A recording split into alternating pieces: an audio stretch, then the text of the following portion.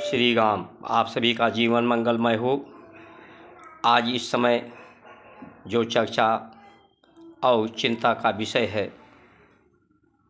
ये चिंता का विषय भारत के ही लिए नहीं, पूरे विश्व के लिए ये चिंता बढ़ती जा रही है और सबको सजग होना चाहिए।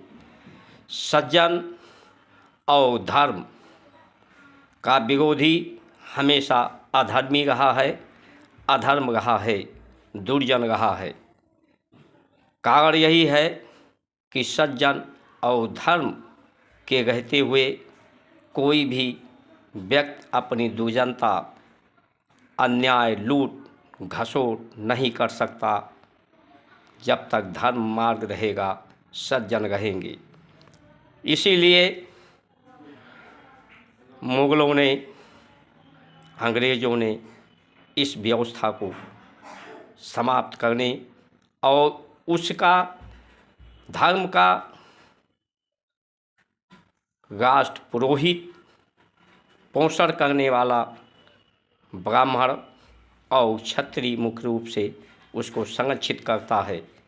इसलिए इस देश की, भारत की संस्कार संस्कृति को सबसे ज़्यादा विरोध का सामना मुगलों, अंग्रेज़ों को, ब्राह्मण और क्षत्रियों को करना पड़ा और इन्होंने ही सबसे ज़्यादा बढ़ चढ़ करके हिस्सा लिया। आज भी यही चर्चा है कि आखिर डिबेट में लोग चर्चा करते हैं कि मंदिर हमें चाहिए, 3 मंदिर दे दो, कोई कहता है। जैसे आचरण उनसे विनती करते हैं, वो कहते हैं नहीं, ऐसा नहीं कर सकते। 250 करोड़ मुसलमान हमारे साथ में हैं, वो भी नहीं दे सकते। आखिर कारण क्या है? इस कारण पर गंभीरता से चर्चा करने की आवश्यकता है।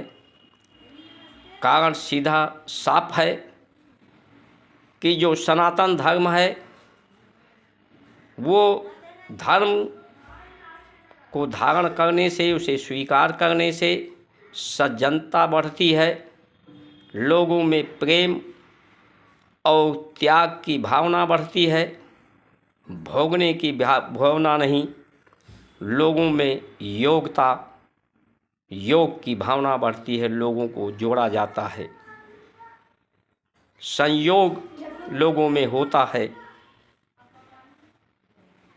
और लोग सज्जन बनते हैं, श्रेष्ठ बनते हैं, नेक बनते हैं, अखंड बनते हैं।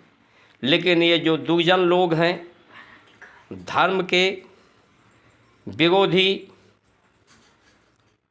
मंदिर के विरोधी, ब्राह्मण के विरोधी, शास्त्र के विरोधी, ये दुर्जन लोग हैं। इनकी मंशा ही यही है कि जब तक ये व्यवस्था समाप्त नहीं होगी, तब तक इसे लूटा घसोटा नहीं जाएगा, नहीं जा सकता। ऐसा ही भविष्य में होता रहा है। अंग्रेज़ों ने सत्ता हस्तांतरित कर दिया। जितना अपने समय में वो इस देश की वेशभूषा, भोजन, शिक्षा को, कॉन्वेंट स्कूलों को जितना नहीं बढ़ा पाए थे, उससे ज़्यादा विकास के नाम पर हमारे लोगों ने इसे आगे बढ़ाने का काम किया। इसके पीछे उद्देश्य यही था, पाश्चात्य सभ्यता, पशुवत सभ्यता और धर्म का पतन, जिससे लूटा जाए, अन्याय किया जाए, जात पात में बांटकर कमज़ोर किया जाए। यही व्यवस्था आज भी चल रही है। जो काम अंग्रेज करते थे, वही काम जैसा लगता है अंग्रेज जिम्मेदारी दे गए हैं हमारे राजनीतिकों को। वही संविधान बनाकर अपना काम सौंप गए हैं कि जो मैं लूट घसोट करता था, वही तुम भी लूट घसोट अन्याय करो और उस लूट का हिस्सा मुझे भी देते रहो, और दे भी गए हैं। जितना वो उस समय नहीं ले जा पाए, उतना हम भोग विलासी व्यवस्थाओं, विकास के नाम पर आयात करके उन्हें उससे ज़्यादा धन उपलब्ध करा रहे हैं, क्योंकि लोगों को ये विश्वास दिलाया जा रहा है कि डेवलप ये इस खान पान आहार बगैर अंग्रेजी भाषा के डेवलप नहीं हो सकता। यानी अपने बुजुर्गों पर सीधा तमाचा है, अपनी व्यवस्थाओं भारत की संस्कार संस्कृति पर तमाचा सीधे सीधे है। अप्रत्यक्ष रूप से क्या हमारे बुजुर्ग अविकसित थे?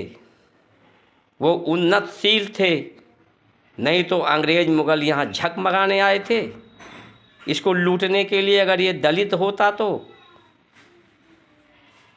सबसे भारत विश्व में सबसे अमीर था, इसीलिए यहाँ लूटने आए थे।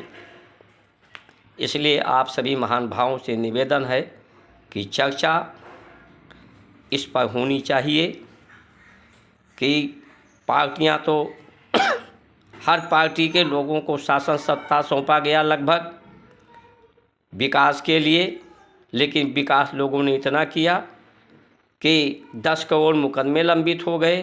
300 जातियां अंग्रेज़ों के समय थीं, आज हज़ारों जातियां पिछड़े अति पिछड़े दलित में शामिल हो गईं। 80 करोड़ लोग को अन्नदान दे के जीवन दान दिया जा रहा है। इससे ज़्यादा विकास क्या हो सकता है?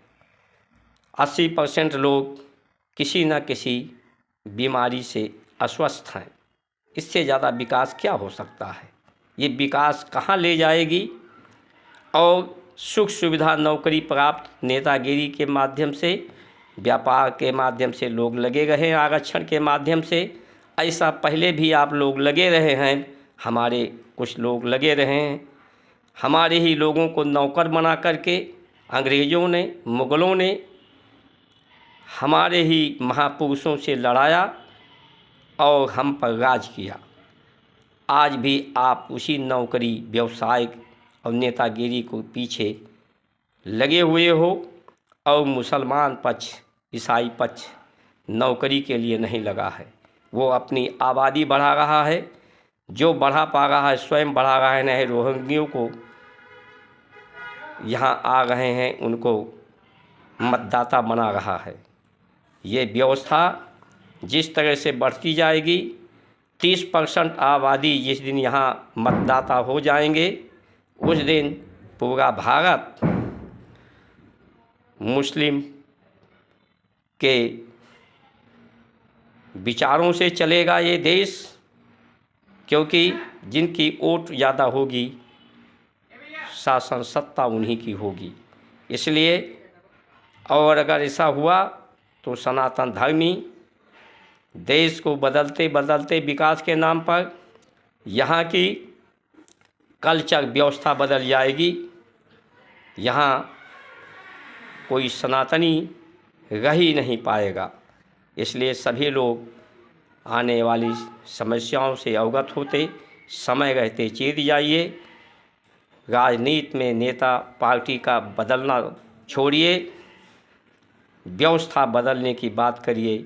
जो व्यवस्था बदले उसी को स्वीकार करिए। जय श्री राम।